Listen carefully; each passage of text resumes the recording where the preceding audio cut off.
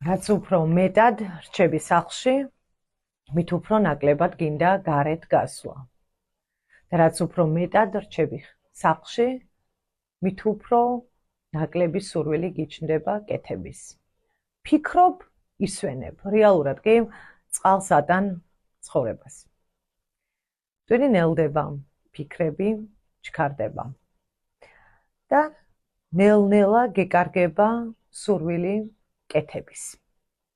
ამას ფსიქოლოგიაში აქვს თავის სახელი და ქვია რუმინაცია, რომლის დროსაც შენი მთავარი ფიქრები, შენი მთლიანი ფიქრები მიმართული არა პრობლემის გადაჭრისკენ და გამოსავლის ძიებისკენ, არამედ მთლიანად ფოკუსირებული ხარ უარყოფითი მოვლენის განვითარებისკენ და უარყოფითი შედეგებისკენ. ასევე overthinking-ს, აი გადაჭარბებულ ფიქრებს რომ ეძახიან, ზუსტად იგივე, შენი ფიქრები არის წრიული და ფიქრობ უარყოფით შედეგზე.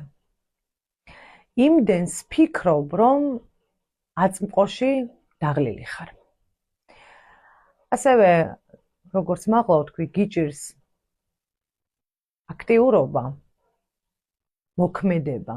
ასევე არასასიამოვნო ხდება შენთვის მზის შუქი.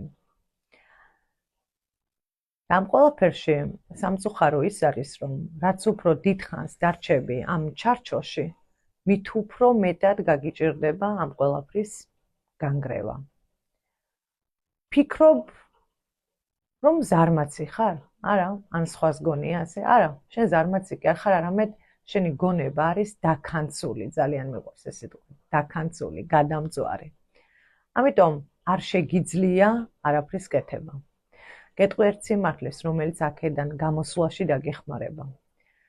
აუცილებელი არ არის თავი იგრძნო კარგად, იმისთვის რომ გარეთ გახვიდე. შენ უნდა გახვიდე გარეთ იმისთვის რომ თავი იგრძნო კარგად. გადი გარეთ. შეხედე მზეს. მოусმინე ქარს. გადი გარეთ. რადგან ერთადერთი გარეთ გასვლა დაგეხმარება შენ უკეთესად გახდომაში.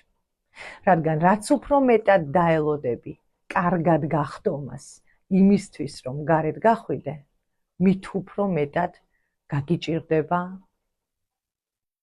ამ სიტუაციიდან გამოსვლა. ასე რომ გადი გარეთ აუცილებლად და შენ ნახავ როგორ უკეთ იგრძნობ თავს და ისევ გავიმეორებ. აუცილებელი არ არის კარგად იგრძნო თავი იმისთვის რომ გარეთ გახვიდე. შენ უნდა გახვიდე გარეთ იმისთვის რომ თავი იგრძნო კარგად. გადი გარეთ.